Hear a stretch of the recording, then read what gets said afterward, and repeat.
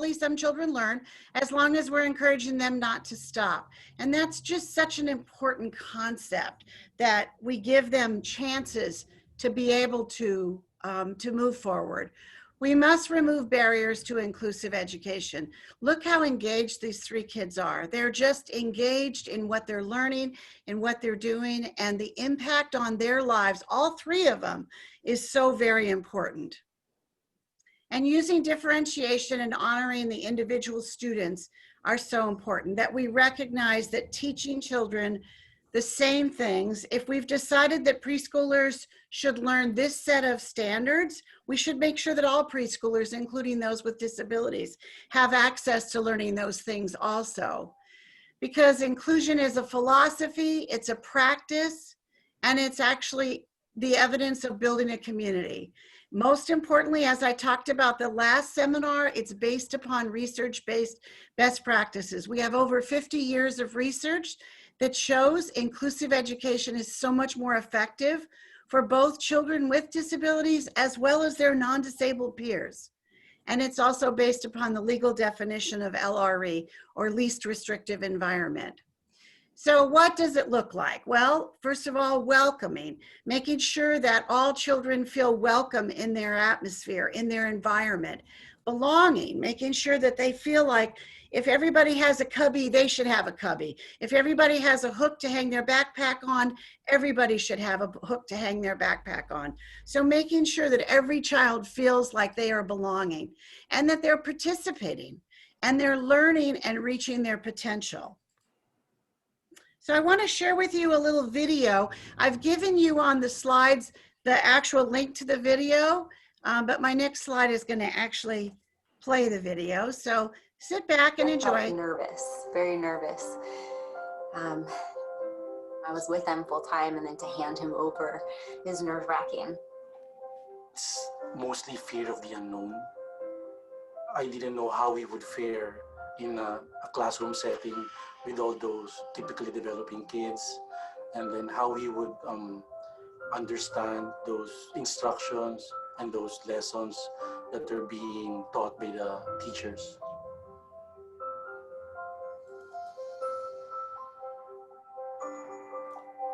In early childhood, every classroom is an inclusive classroom. Whether you're talking about children with abilities or just children that have had different life experiences up until this point. You look at your environment differently, and how is the environment accessible to every child, and how is your environment set up so that every child is getting exactly what they need. Our mission and vision statement are anchored in high expectations and outcomes for all students. So living that out at the early childhood level, that was the work. I think it all starts with that IEP process. So really having that evaluation team and the current team writing those functional goals and objectives. My goal is that services such as speech, OT, PT, all those could be embedded right within the classroom and the routines that we have. When you are an early childhood kid between 3 and 5 years old, you want to do what your friends are doing, and to have children the expectation that they're going to sit and do one specific thing at any given time that you choose doesn't always work out. But when it's an itinerant model, having those service providers coming into the environment, working with kids, doing things that kids are naturally doing, is in the best interest of kids. We used to have our kids that are the kids in childcare, and then our kids with IEPs that were joining that group. So it kind of starting out to meeting those needs more individually, which has really turned into that all that joint ownership. All kids belong, both reg ed and special ed teacher and therapists too, that we all are a team for every child. I think teachers learn from other teachers. And so when you have special education people in there, whether it's an OT or a PT or a speech person or just a special education teacher, they are modeling different behaviors or using different words that as the regular ed teacher, you can listen and go, oh, I may be able to use that with another child. He's learning in class, he's engaged in class, he has relationships.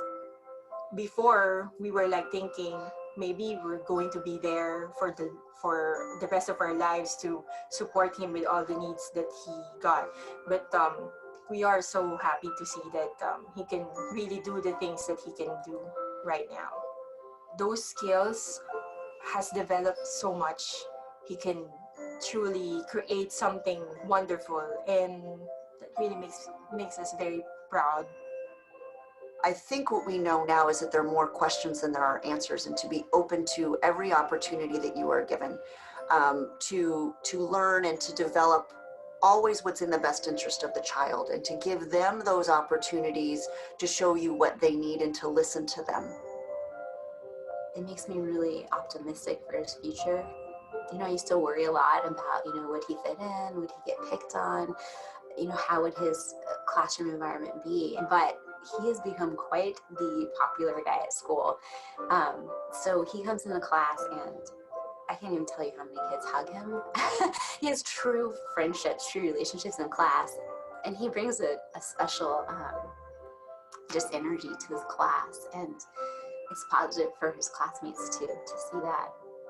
I hope inclusion promotes awareness to those typically developing kids that there are other kids like our son that need support as they try to learn their way through life. There's a softness there. There's an empathy there that I see in his peers. So we didn't expect that, but we love it. We know that young children need a variety of rich experiences with all of their peers.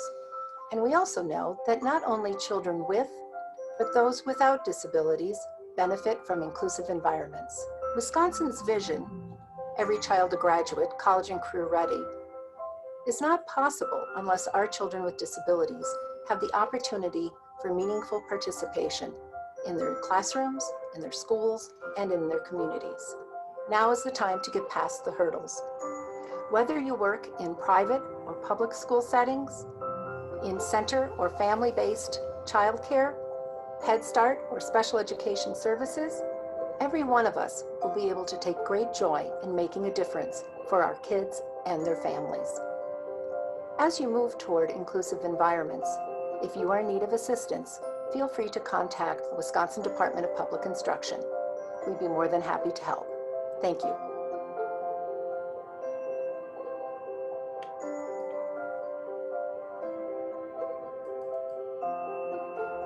I felt nervous, very. So I like that film because I think what it does is it actually creates the voices of parents, teachers, administrators, and you see in the background constantly what the children are doing and how the children are interacting with one another. And you hear about the incredible relationships that have developed between the children. And so I feel like this is a good video. I don't know that if we contacted the Wisconsin Department of Education for help in California, that might not go so well, but you certainly can contact the California Department of Education because there's a very large early intervention inclusive initiative that's going on in California too. So let's continue on and talk about accommodations that allow preschoolers equal access. Well, we need policies that actually lead to creating the accommodations that open the door and allow kids participation and belonging. We need practices. Teachers need to know how to do it. And I think that one of the teachers in the film that we just saw talked about how when teachers are in the same environment, they have a chance to learn from each other and pick up the skills of working with kids who have different learning styles along the way. And we need procedures. So meaningful participation is where everyone belongs, everyone contributes, that complements their strengths and abilities. So instead of, remember the slide from last webinar where we had all those animals and the teacher was saying, you're gonna take a test to see who can actually climb the tree the fastest? This is just the opposite. This is just the opposite because we're focusing on the kids' own strengths and their abilities so that we don't actually ask them to do things that they're not able to do at this particular point. And then everyone is respected, valued, and appreciated. So accommodations and modifications in preschool settings, approaches to learning. Sometimes we think physical and motor development is important for us to take a look at for a child like this child here who's using a wheelchair. We have to think about, so where's the site? Where is the setting where this child's wheelchair can maneuver and be there and be safe for this child as well as other children. And social and emotional growth and language and communication. Accommodation and modifications for preschoolers. Simplify and repeat directions. That's so simple, and yet sometimes we overlook that. Now, also I've seen it sometimes where we repeat directions too frequently, and then we overwhelm the child. So it's a balance of simplifying and repeating the directions in a way that doesn't overwhelm the child, but gives the child the additional information that he or she really needs. Adding visual supports and cues. I talked a bit about this last time, that how important visual supports and cues are. Sequencing learning tasks from simple to complex. Making sure that we have the simple steps in the beginning, we get some success, and then we can add some more complex steps.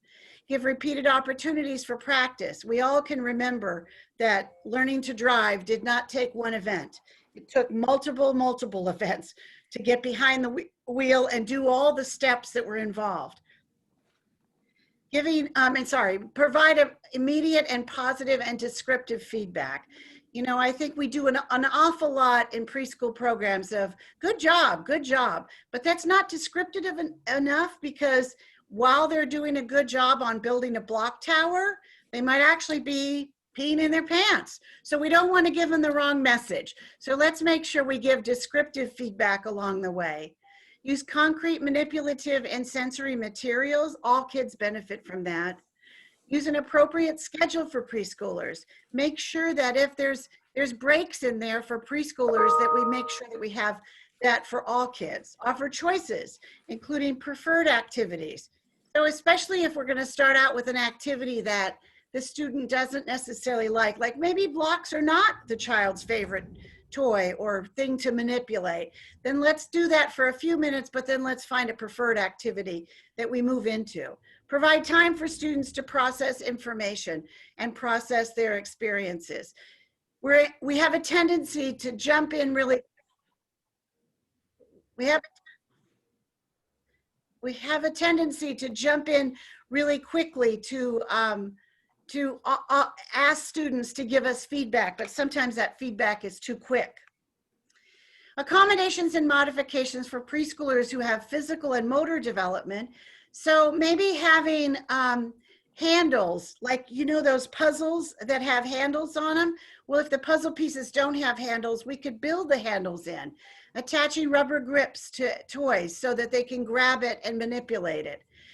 Ensuring accessibility, like adding Velcro or hand splints or elastic cords to toys. So we might even, you know how there's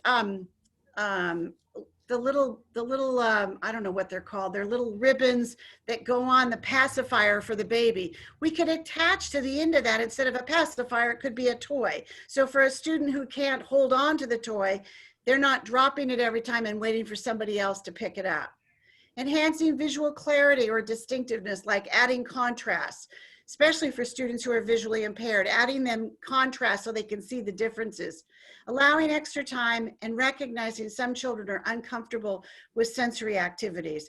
You know, I can remember putting out the sensory table with the old whipping cream or shaving cream. And for some kids, that is just not comfortable.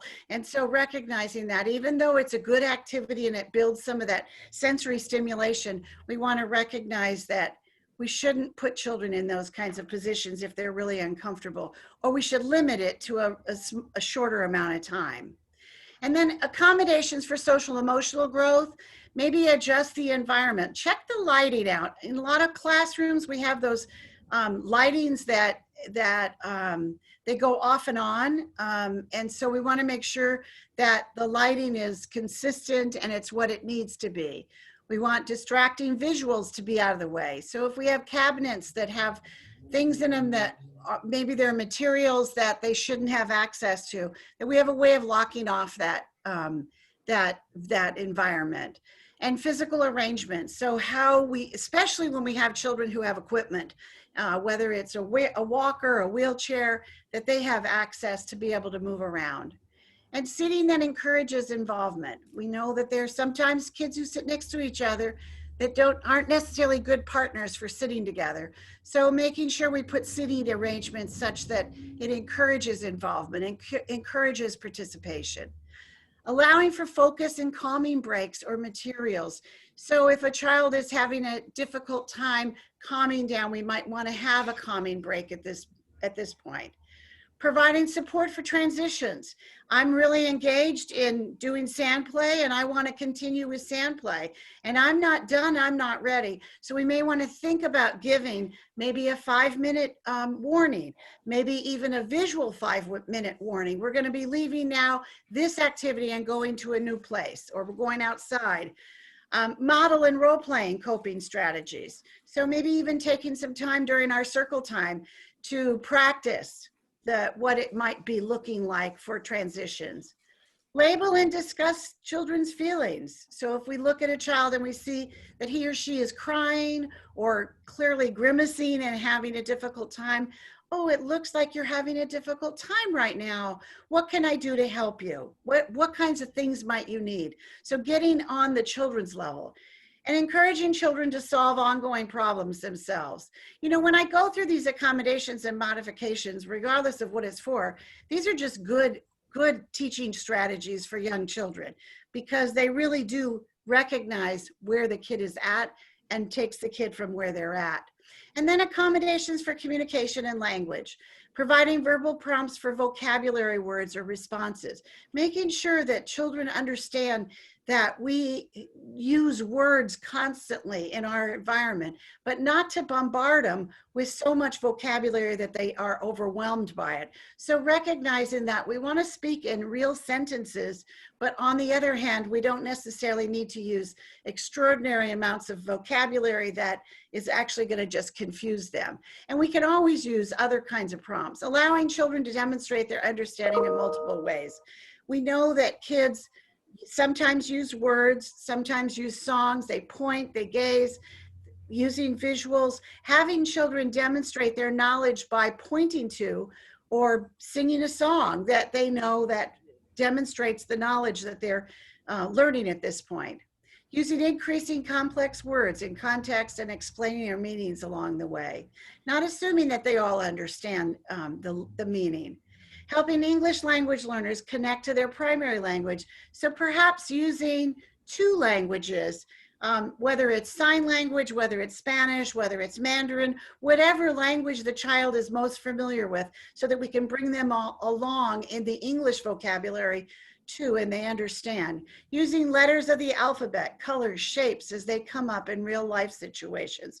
So, you know, in this COVID time, my sister is a kindergarten teacher, and she was getting ready to do a Zoom class lesson on shapes, and realized that she'd left all her materials in the classroom. And because they were having limited time to get access to the classroom, she just went around her house and found things that represented different shapes. And she said it was one of her best lessons, because she had things that were familiar to the children, and so it wasn't just this shape, this abstract shape of a triangle or a square, but now it was something. It was a block, or, you know, it was a circle because it was a dinner plate.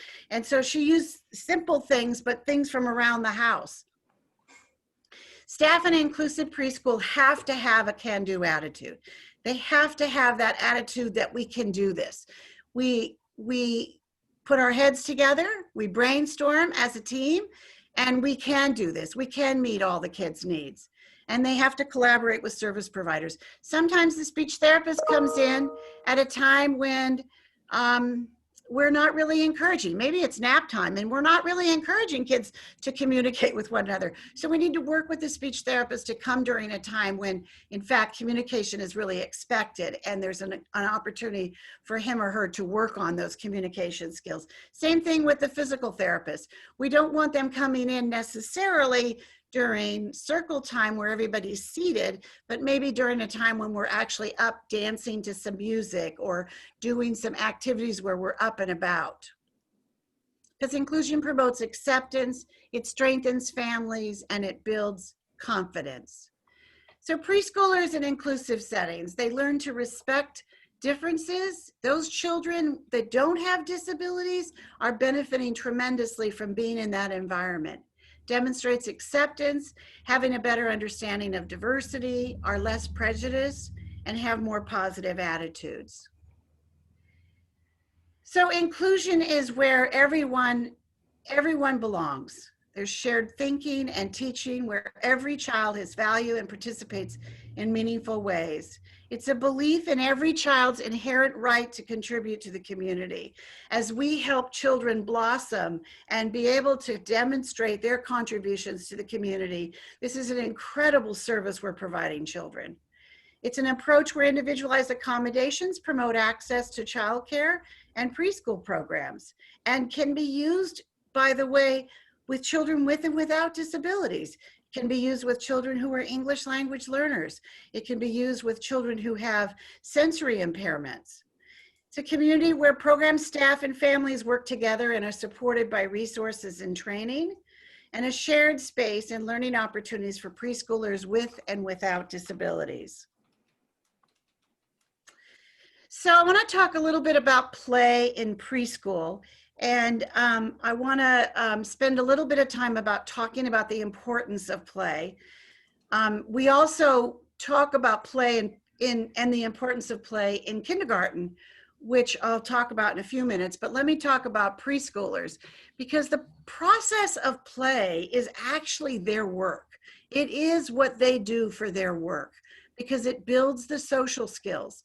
They begin to move around in their environment, their fine and gross motor skills, their language and communication skills, labeling things, pointing to things that have already been labeled for them.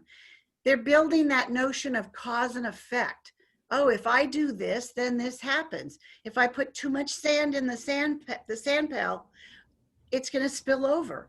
And so they begin to get the idea, oh, if I go to the wetter sand, I can create a mold. And if I have a mold of a starfish, I can create a mold of a starfish. There are pre-literacy and math skills that are often involved in play, and they teach those skills. It also builds creativity and just so much more. And I know that in kindergarten, we have sometimes with our new standards, taken some of the play out of the curriculum, and we have less play. Although since kindergarten, in many cases, has become a full day program, I think there's been more room for putting play back in. Because again, children don't finish their learning from play just because they're in preschool. They also really need to continue to learn from play in all the grades, all the way up through their 12th grade and even in college. So I'm gonna stop here and see if we have any questions. I'm gonna turn it over to Areta, who's gonna, and Liz, to see if they can read to me any of the questions that you've written in, and we're gonna talk a little bit about adapting toys and materials when we come back together as a group. So Mary, we have 2 questions right now, and then I'll go to Areta to see if perhaps we have any that were submitted in Spanish. And before we do this, I want to tell you all that just backing up what Mary has said, having experienced this with my own son 27 years ago, I learned very quickly how important teachers were.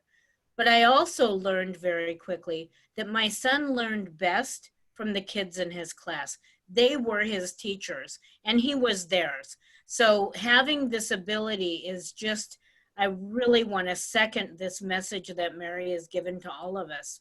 So our first question is, what is your opinion about some preschools, instead of using a bell or a clock or music to start or switch a new task, they use rhymed words or vocabulary words? I personally don't like it. Okay, so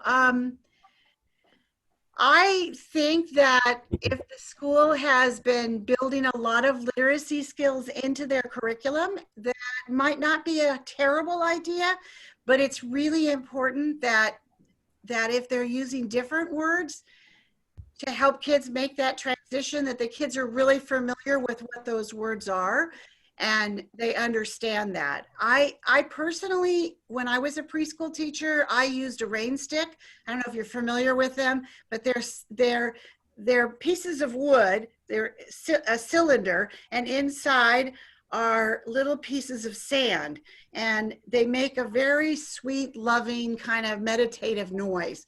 And to me, that was a good way to kind of transition. I actually used it in my graduate courses.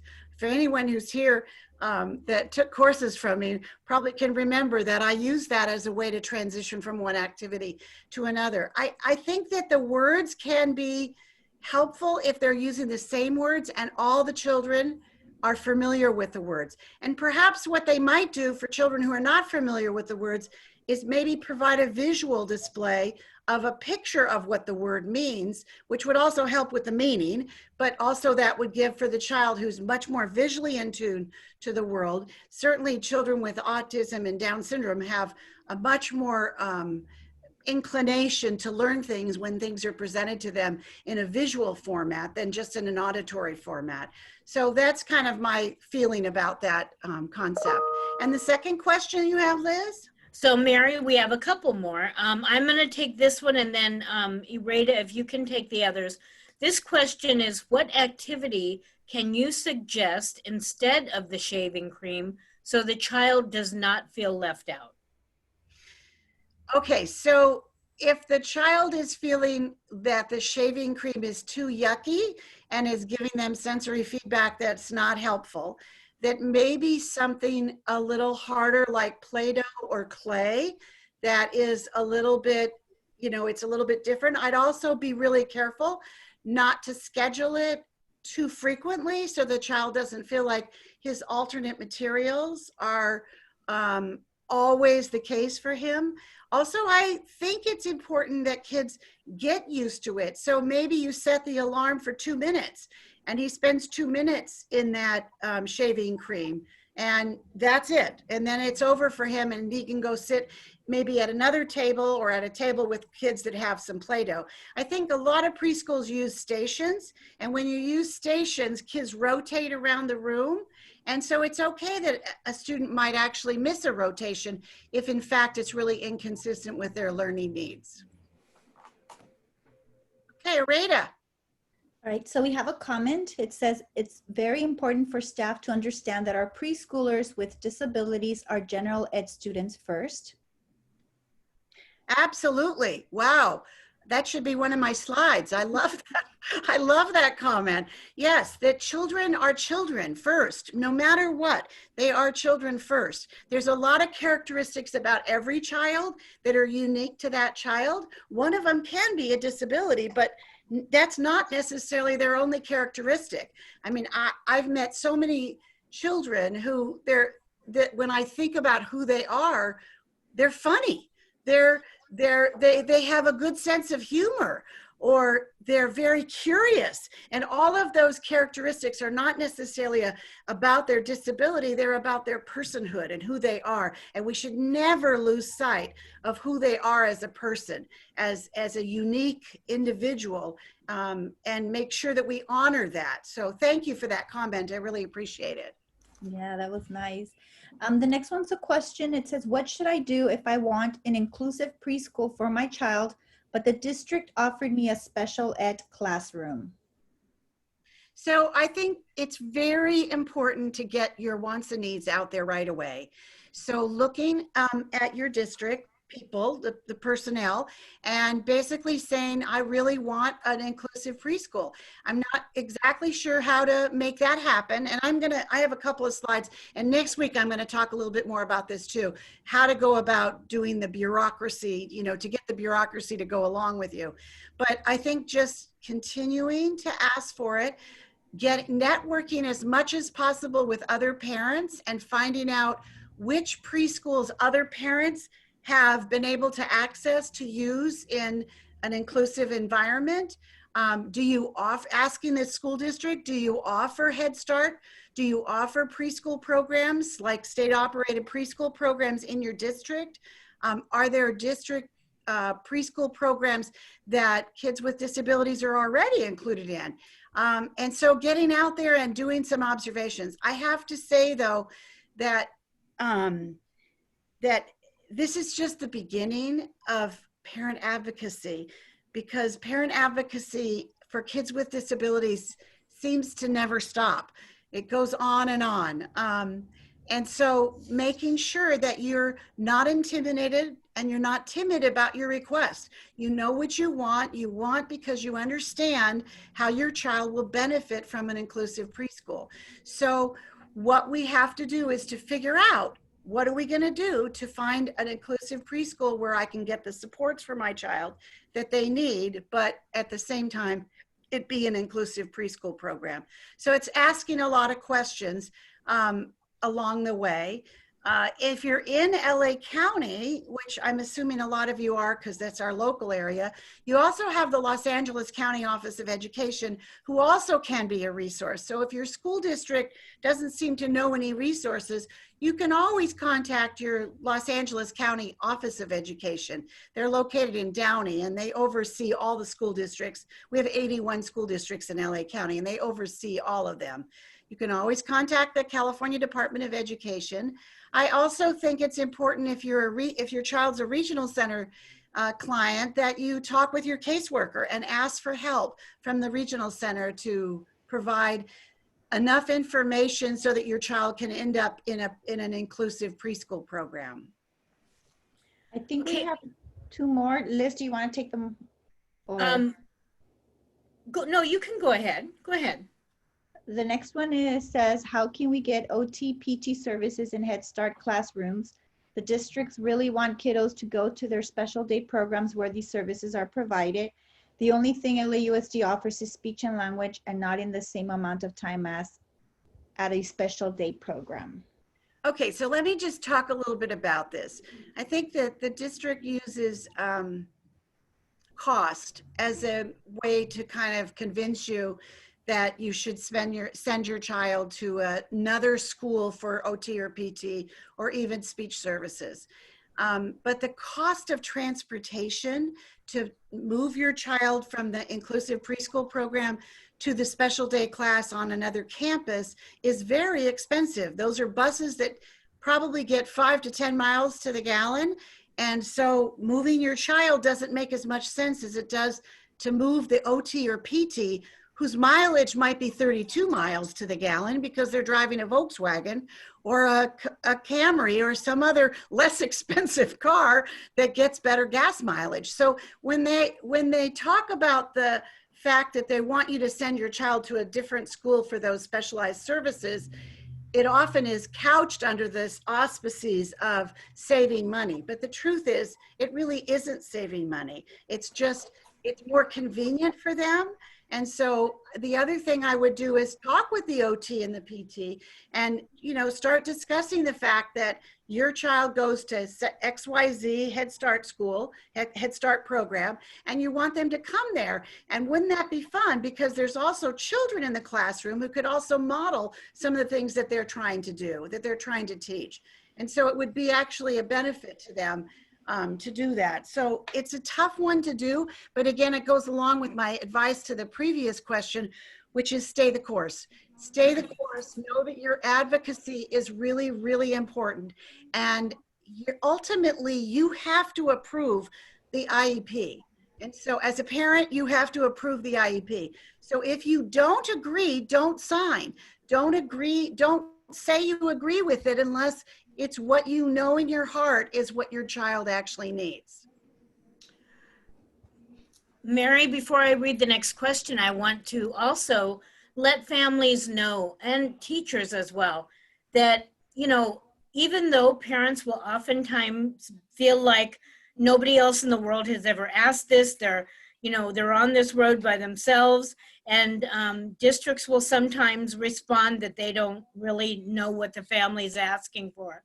I really want you to be assured that particularly in California, so many have walked this path before you and are walking this beside you. I promise you will not be the first person to ask for this. And so, like Mary said, please stay the course and reach out for help where you can. Our next question is,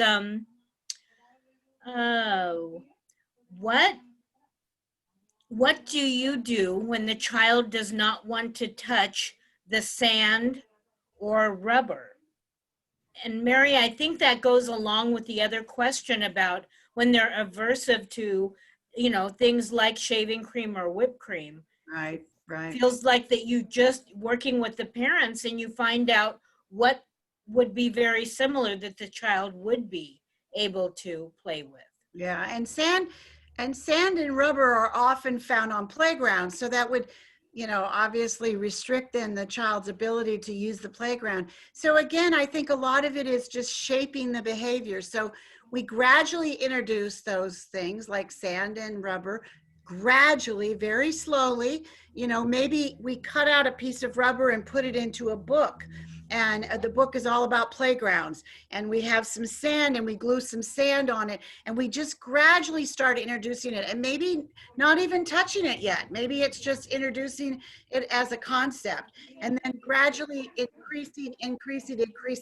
I also think that when peers will take the hand of their classmates and show them different things, they're much more open to it than when adults do that. Even the most gifted teacher and the most gifted parent might not be able to get the child to do it like a peer might be able to do it. So think about accessing peers to help kind of transition into those environments. Mary, I think one of the questions went away, so I did read it, so I'm going to try and say it the way that I had read it. If I'm asking the question incorrectly, please write it again. I believe the question was, are you able to add your, that you are desirous or feel that's important that your child have an inclusive setting within the body of the IEP?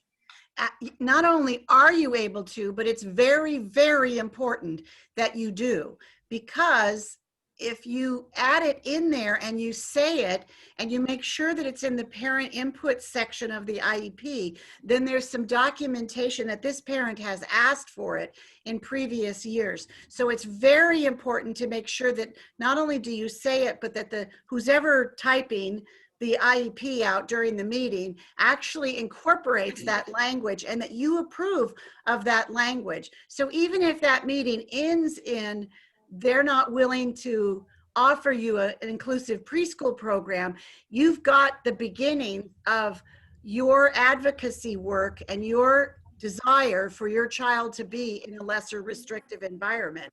And so you've already created some momentum for being able to add this in to your child's IEP. So I want to encourage you to say honestly and forthrightly every time you're at an IEP meeting exactly what you think is important for your child. You can even bring a video. I mean, now you can bring an iPad to a meeting to show them a video of an inclusive preschool program. You can bring research articles.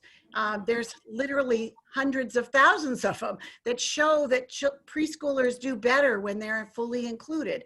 And so that you are providing them with information that would help them. I think a lot of schools, I think a lot of us, not just schools, but a lot of us tend to kind of do things over the same way year after year because that's the way we've always done it. And so I think that you won't be the first parent, but there are probably a lot of parents who have had to kind of walk this journey and have created the options, but maybe the school district isn't necessarily enamored by the whole idea. So you want to make sure that you walk the journey in a way that you also take the hands of the school district and do this collaboratively so that you're both on a journey learning about inclusive preschools and how that really benefits children. Awesome. So another question that we have is,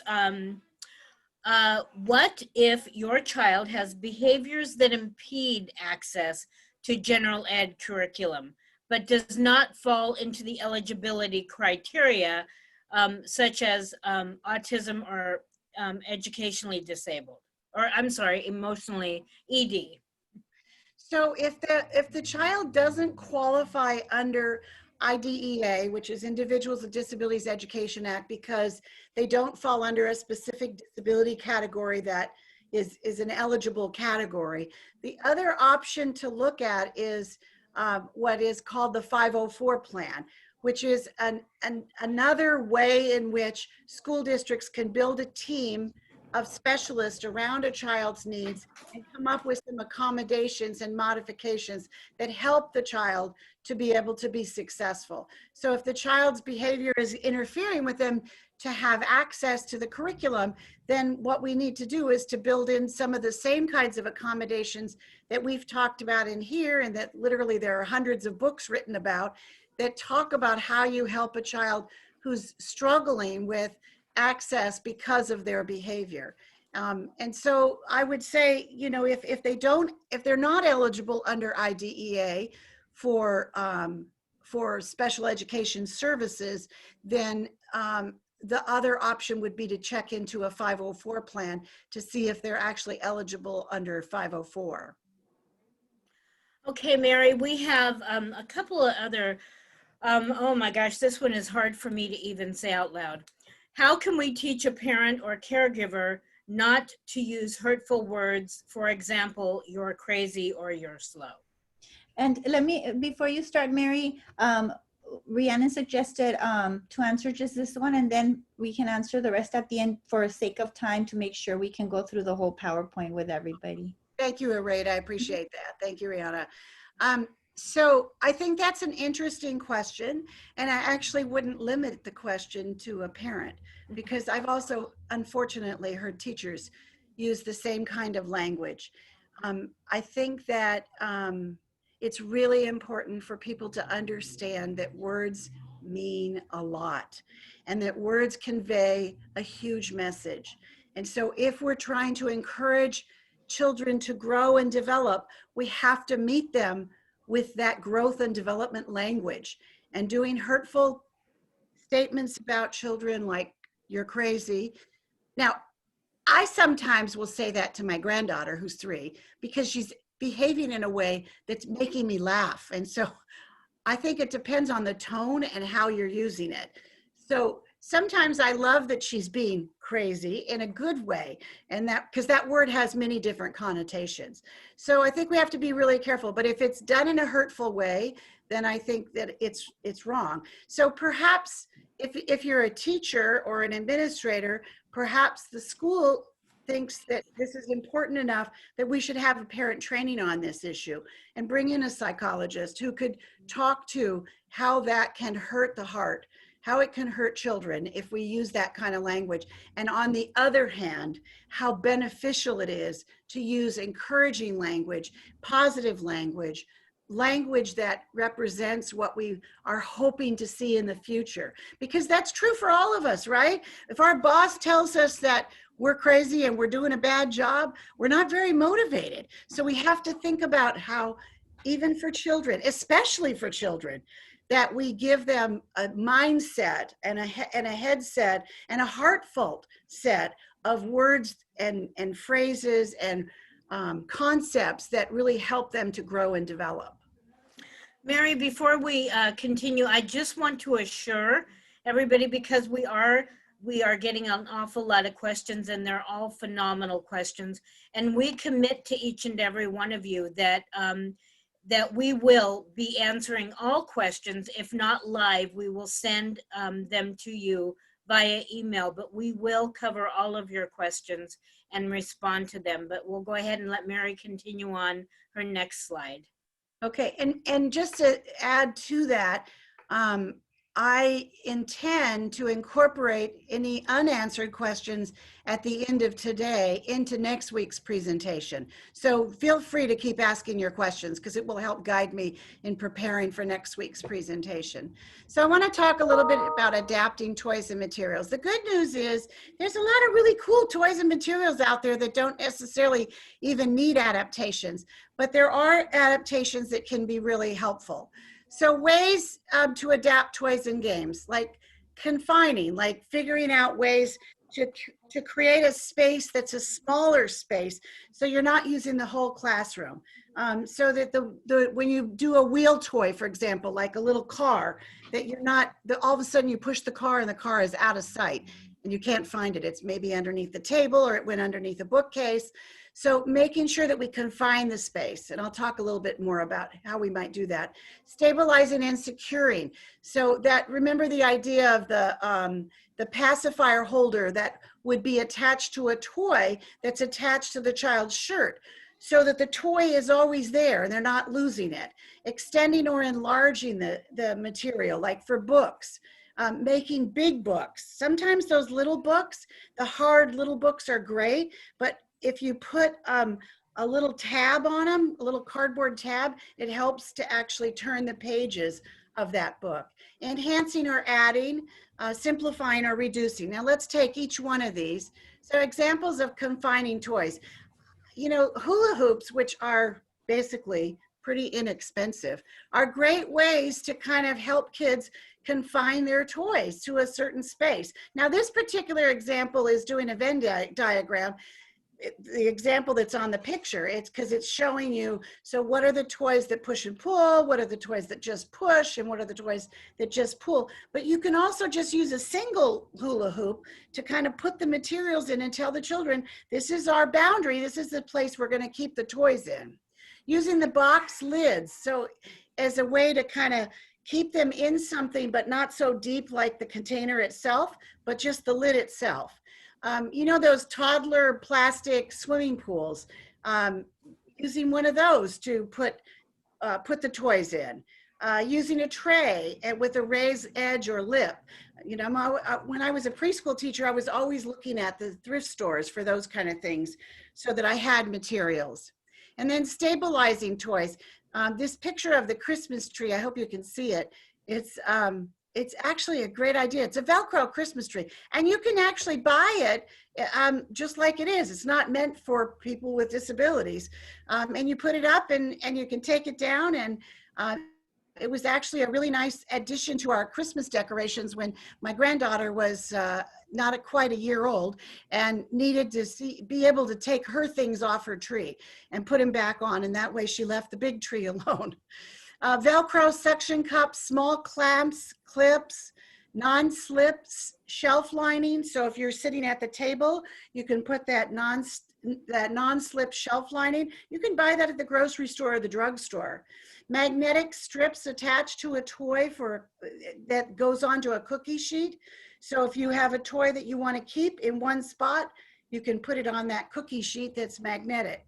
Toys with wide bases. So when you think about trucks or cars, you want to think about ones that have big wide bases. And then placing the toy in putty or Play-Doh also helps to stabilize that toy.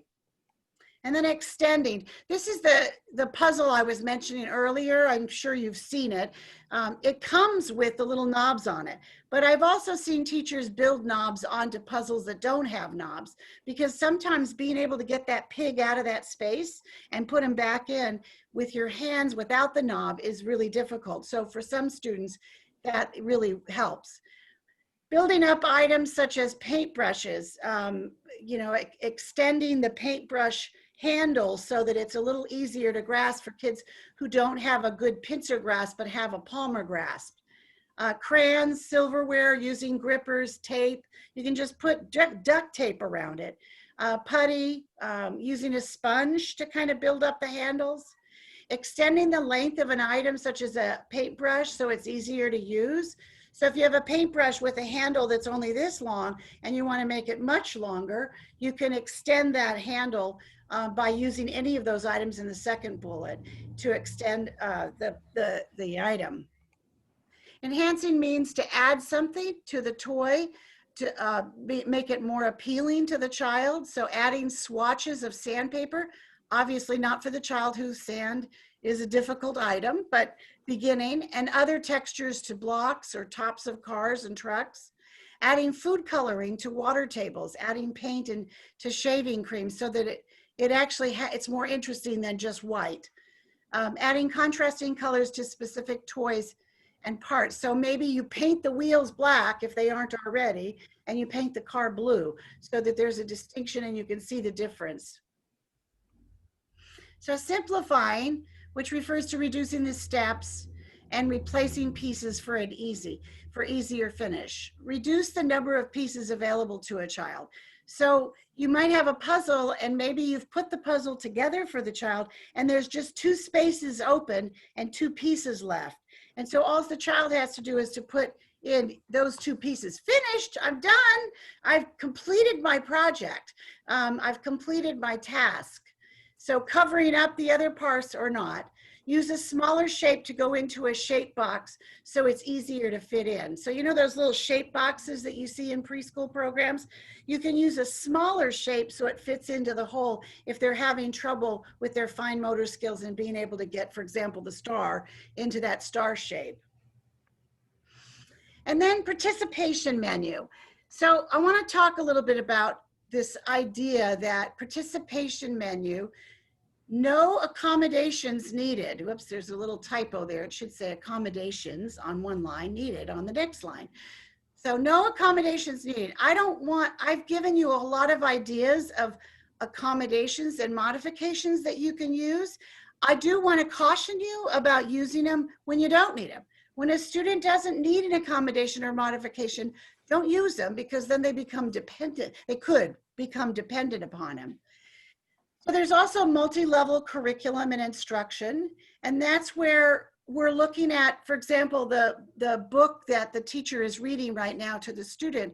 It may be that instead of reading all the words that are on that page, which if you can see that page, it has quite a few words on it, you maybe limit it to just 3 words that say the main item about that fish and what that fish is doing. Curriculum overlap is where maybe you're doing a fine motor skill along with a literacy skill. So you're having the child turn the pages to the book while also giving the content of the book. And turning the pages is a fine motor skill. So you're doing curriculum overlapping. And then alternate activities. This is what we talked about earlier when the child really is going to have a difficult time with that shaving cream activity. So maybe you do the shaving cream activity for 30 seconds, 2 minutes, and then move into Play-Doh or clay or something else, and that's the alternate activity. What we want to do is do the alternate activity in such a way that it doesn't feel like we're segregating them or isolating them or denying them, that that if we have the classroom set up in stations, we recognize that this is just a different station. This is a little hard to read, but I wanted to include this because I wanted you to see that this is a way to integrate a student's IEP. So this is a preschooler's IEP goals and objectives on the left-hand side. Sharing materials, taking turns. It's not the whole IEP goal, but it's the main thought of it. Sharing materials, taking turns, transition, putting materials away, recognizing written first name, recognizing shapes, use daily words, initiate peer interactions, requesting play, work partner, answering yes/no questions, answering what questions, indicating a need to use the restroom, and then a couple of other management things. But what you do across the top is you overlay it with the schedule of preschool. So the first thing that happens is they're doing arrival. So which of these IEP goals could we work on during arrival? Well, you can see transition, recognizing first name, because generally when there's arrival, something's happening. Either the kids are putting their backpack on their hooks with their name on it, or they're putting their stuff in their cubby that has their name on it. So you have opportunities during the day. So you can see when you look at this, this sheet, which by the way comes from a really wonderful book I highly recommend to everybody. It's Jackie Thousand and Richard Villa, called it's down here, the reference is down at the bottom, the Early Childhood Inclusive Education Checklist. It's actually a wonderful resource for preschools to do a self-assessment at how well are we doing inclusive education to include kids with disabilities in our preschool program. And so I would highly recommend it. It's not a in-depth book that you read as much as it's an assessment tool. It's a way in which a school can assess themselves. They've written one for early childhood, and they've also written one for school age. And so you can get both of those books, and they're from the same publisher, National Professional Resources. But this particular chart came from their book. I'm going to do a little bit more next week on some of the things that they talk about in their book in terms of looking at our school to see whether our school is actually accommodating the needs of kids with disabilities. So how do you locate an inclusive preschool? Well, this is an interesting thought. So first of all, you want to find schools that are welcoming. You know, if you go online and look online and see what schools are out there, but which ones have actually said something in their description of themselves that they're welcoming children with disabilities, or they have a philosophy of inclusion. I happen to like the idea of neighborhood schools so that children can make friends early on. They're in their neighborhood. But I know from a practical standpoint, sometimes you're looking for a preschool that's closer to your work environment. But looking for something that's in the neighborhood.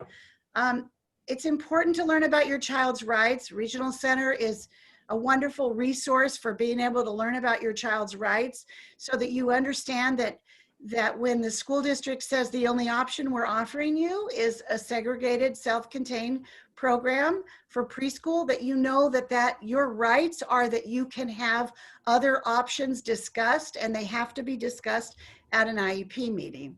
Network with other parents of kids with disabilities, because they've probably already done this work. They've already gone out, they've talked to preschool directors, they've talked to teachers, they've looked at preschools, their children have been incorporated into preschools, so a good place. And to me, the best place to network is certainly Regional Center has opportunities for that, but even just neighborhood kind of activities that happen. Join the district special education advisory council. Every school district in California has to have a special education advisory council made up of parents. And those parents meet usually once a month, maybe once every other month. And the meetings are usually in the evenings, and therefore advising the school district on their resources and on their services. And so getting involved in the Special Education Advisory Council early on, and you don't have to be voted in. Anybody who wants to show up can show up at those meetings. So it'd be good to contact your director of special education to find out when those meetings are happening and where are they happening. In a district like Los Angeles Unified School District or other districts that are very large, they may have smaller groups where they meet throughout the district. But in smaller districts, often there's just one SEAC meeting. But that's a great way to network with other parents. It's also a great way to convey and continue to talk with administrators about your desire for inclusive education and creating those options. Okay, another very important characteristic of inclusive preschool classrooms is that they're student-centered. Student-centered as opposed to teacher-centered. In other words, you hear children's voices. You see children initiating. Children are actually making choices in the classroom. And I don't mean they're making choices between having a hot fudge sundae and having orange juice. I mean, they're making choices that are reasonable within what we're giving. But I think student-centered classrooms are so important because they put the child in the position of being able to convey and be part of the conversation and what their day looks like. And student-centered classrooms are often active learning. They're not the teacher talking the whole time like I'm doing. I'm demonstrating the opposite of active learning right now. They're often collaborative. They're collaborative between the students and the teachers and the specialists. You see differentiation so that children who learn at different rates with different ideas, with different times, with different materials, they all get that along the way. You see social emotional learning going on. You certainly hear a lot about student voice, and there's technology integrated into the student-centered classrooms. It's a little tough right now on Zoom to do student-centered classrooms, but there are teachers who are working very hard at trying to create those kind of models. And then making sure that students, we're focusing on their strengths. We're giving them the benefit of the doubt, the criterion of the least dangerous assumption that we talked about last week, the importance of assuming they have the competence, looking for and highlighting students' strengths. My favorite thing to do is when kids do something out of the ordinary, that we make a big deal about it, because it's so extraordinary for them to do that. Because the first time they do it, it's probably an accident. But if we can reinforce it and be specific about what they're doing, it's much more likely to be repeated. And then reduce the reliance on skills that highlight students' deficits. So that just like with the shaving cream, for the student who just can't handle having his hands in that shaving cream for too long, that we recognize that and we give him some strengths, some opportunities to actually build on his strengths. So differentiation in preschool classrooms, making sure there's varied learning areas, that there's quieter areas, there's maybe noisier areas. There's areas that have lots of stuff and lots of stimulation, areas that don't have very much stimulation, so that kids who have different kinds of learning needs can respond differently in that environment. A variety of opportunities for students to explore their skills, their developing skills in a playful way. Materials that have more than one way to be used, and children who are engaged with these materials. I love to watch children who are in the kitchen, the play kitchen area, because they'll often take the tools of the play kitchen area and turn them into something different, and make it something different. Go with it, build some vocabulary and language around that and use that. Teachers who carefully select materials to fit the student's specific developmental levels, but also age appropriate. And also, I've skipped teachers playing with their students. There's nothing more fun than teachers playing with their students. When that teacher is playing, she is shifting how she speaks, what questions she asks, and how she models using the materials based on the child using it. I did use the word she in that. I know that there are he teachers, but in preschool, there are often she teachers, but please apply it to he when there's he teachers around. Universal design of learning in preschool, multiple means of representation to give learners a variety of ways to gain access to information and contact. Multiple means of engagement to gain and maintain learner interest, and multiple means of action of expression to provide learners with a variety of ways for demonstrating what they know. So instead of the students always having to use the verbal answer to say, oh, that's a giraffe, they can point to the giraffe when the teacher says, where's the giraffe? Or does anybody see an animal who has a long neck?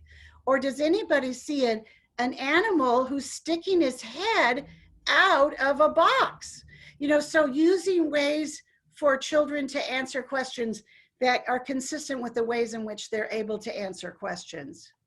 And then making action plans is a process, an assessment process that can be done to help families this is a great way to, when children are going into a new school environment, bringing the team of significant players, that is the family and the school personnel, to basically write an action plan based upon what the child needs. So the first question is relevant family, health, and educational background. By the way, this focus should always be on the student's strengths. What are the students' interests, strengths, likes, dislikes? What are their dreams, hopes? What are your dreams, Mom, for your child? What are your hopes and your goals for your child? And then what are your fears? That things you want to avoid. What are you worried about might happen? I know that when my nephew started, my nephew has Down syndrome and autism, when he started preschool, it was really important to tell the preschool teacher that if that door is ajar or left even open a little, he will escape. And he is not street safe at this point. And the school was located on a pretty busy street. And that was our big fear. We wanted him in inclusive preschool, but we also wanted him to not lose his life in a car accident. So we needed to make sure that people understood that he needed to be carefully watched in that environment to ensure that he didn't run out of the classroom. And then focus also on his strengths. And then what is needed to be put into place in order to achieve those dreams that were stated above. And then what's the action plan? Who do we need to engage? Does the regional center need to get involved? What does the school need to do? What about the grandparents? Do they have something to offer? What about the aunts and uncles? What about the siblings? Who can contribute and come up with some ways to support this child to make their action plan work, to meet their dreams, the dreams of the child, but also the dreams of the family? Here's some examples of some visual aids that I found that I just thought would be interesting. So, you know, pretty much every preschool classroom does the weather. And so here's just some ways to do the weather that are different than maybe just pointing to a picture. There's let me see if I can, yeah, this does it. So this little yes, no, this is simple visuals. And so the child can look through these and figure them out. There's a clip on the end. See at the top, there's a clip. And that can be clipped to the child if they have jeans on or something with a belt loop, and use that. This is a way to figure out, so who delivers what? Chickens deliver the eggs, the goat delivers the cream, and the cow delivers the milk. So just looking at these ideas of visuals that might help you to morning greetings. Like, we don't have to do the morning greeting the same way, particularly for a child who has a lot of fine motor difficulties. So MTSS, those of you that are teachers probably have heard of this. It's called Multi-Tiered Systems of Support. And it's a pretty big deal in California right now. The Orange County Office of Education and the Butte County Office of Education are two sites that have been given a fairly large grant to do training across the state on MTSS. And it's a framework to provide targeted support to struggling students. The idea is, instead of sending students away who might be struggling, might have some difficulty, MTSS offers you a way to keep them in your environment to provide some additional supports. It screens the kids, it aims to address behavioral and academic issues, and the goal of MTSS is to intervene early so students can catch up with their peers as quickly as possible. We talked briefly last time about the role of paraeducators, or what somebody asked, I think, in the questions, one-to-one assistant in preschool settings. Here's some roles they might play: leading a small group of instruction designed by the teacher, the gathering materials together so that everything's ready, providing assistance for personal care or other physical needs, assisting the student to complete directions given by the teacher or given by the paraeducator, facilitating interactions between students. One of the things I have seen is that sometimes one-to-one assistants, well-meaning, get in the way of interactions with peers because they're sitting between the student that they're supporting and the student who's next to them. And so maybe moving their chair back so they still have access to that student, but they're also providing an opportunity for the student to interact with his neighbor.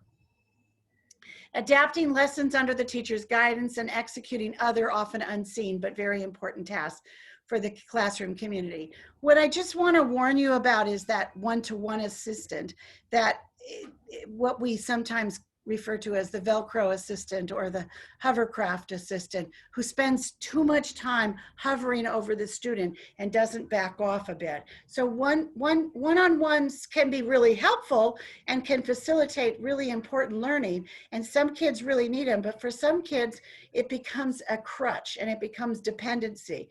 And also sometimes then the teacher gives instructions to the one-on-one, who then gives the instructions to the child instead of the teacher giving the instructions directly to the child. So just be cautious about one-to-one is not a panacea. On the other hand, they're very important in the process of providing accommodations and supports for students with disabilities in preschool settings. So how to effectively support, train, and evaluate para-educators?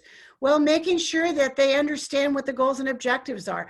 Remember that sheet I put up that showed the schedule on the left, the IEP goals on the left and the schedule on the top and the in-between? Giving that to the para-educators would be very helpful. Para-educators advocate and support development of advocacy skills in their student. So instead of them asking the question, they could help their student put together the question, whether it's in a visual format or an auditory format. Para-educators support teachers in classroom management. Para-educators provide individualized instruction to students, and they allow for flexibility in the delivery of educational services. So who should be on the preschool inclusion team? Well, certainly the preschool teacher, the special education teacher, para-educators, related service personnel. So if the child qualifies through the IEP process, speech therapy, OT, PT, behavior supports, that those folks should also be on the team. Certainly parents and significant others. And I'm going to put in significant others.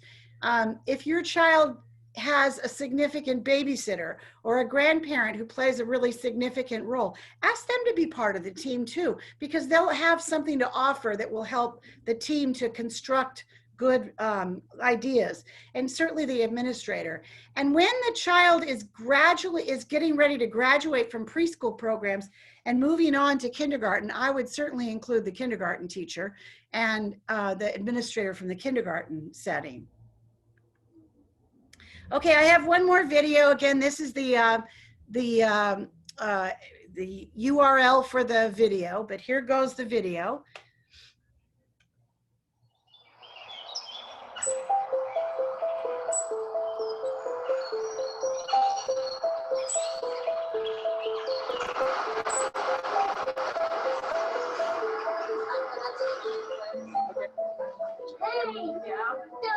Great Expectations is a new play-based preschool. We opened in August of 2018.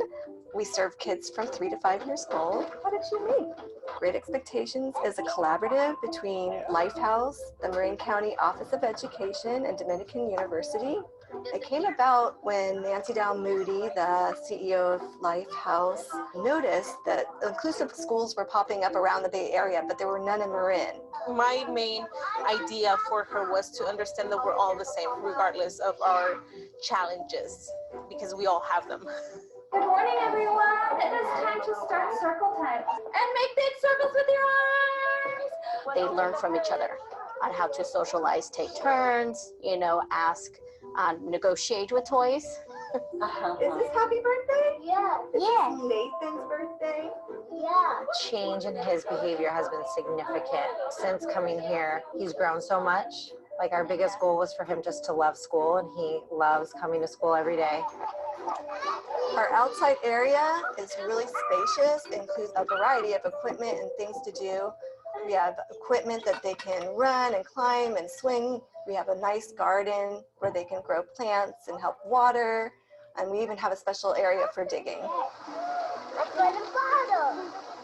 I think it's helpful for him to actually be immersed in an environment where he's seeing that so many different kids are working on so many different things. Joseph is learning patience. He's learning that people come in different shapes and sizes, and some kids can do certain things and some cannot, and we just have to be patient and guide them through it. And he is learning that he has to wait his turn longer. So nice. That was so nice. Pull yourself up. Each week, our class participates in occupational therapy, or what the kids call motor group. The whole class gets to participate. It's one of their favorite days. They always look forward to it. The specialists always have different engaging activities to challenge their fine and gross motor skills, social and the communication skills, and then we continue to build on those skills back in the classroom. They really know their students really, really well. The relationships that they form with the children and with the families is just so impressive. I've taught at inclusion preschools before, and from day one to the end of the school year, they grow emotionally, they grow academically, they just grow as respectful individuals, and they will stand up for each other. It's amazing to see my kids want to help others versus just give me. And at 3 and 5 years old, I am very blessed with the opportunity that Lifehouse has provided my family. We hope to be a positive model for Marin and hope to encourage other preschools to see the benefits of inclusion too.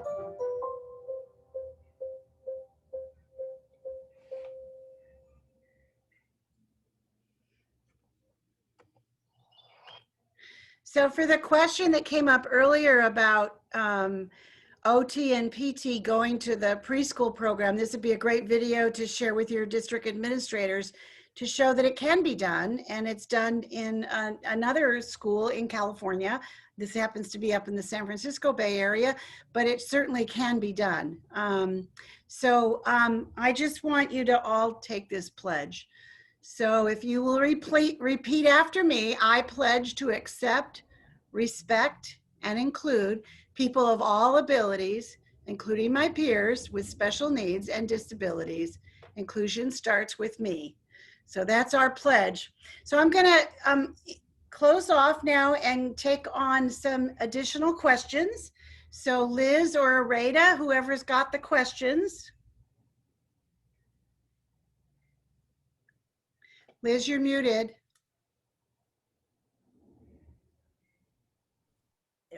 Ireda, why don't we do have one that was typed in Spanish, Ireda, if you would like to ask that one. I think she's not there. Oh, okay. There she is. And you're muted, Areta. Sorry, mom to the rescue. Johnny's not having a good day today. I missed it. You guys were. No, sorry, Rita, what I was saying was that we do have a question that was posted in Spanish. Yes, we do. If you would like to start with that one. Okay, and then so we do have to end promptly. I don't know if Rhiannon has to start another meeting right away at 3:30. So we just want to let all folks know your questions are all very important to us. That's why you see me taking pictures, but we're also saving them. So whatever is not answered today, we will definitely try to incorporate that into the PowerPoint that's coming up, and those will all be, these are all being recorded. They will be on YouTube.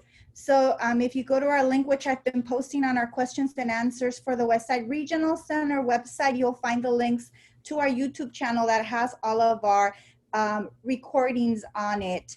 And you can also always contact me or Liz. I'll put my email and Liz's on the questions and answers so you can have them.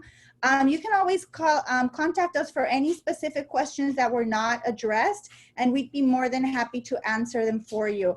But since we did have that one Spanish question, I will try my best to, I tried translating it, so I hope I did it right. But mom was asking, she was congratulating you, Mary, and saying hello. And then she said, what measuring developmental tools are used to evaluate kids with educational special needs through virtual and being virtual right now and being present with doing their activities? I think that's what she was trying to convey.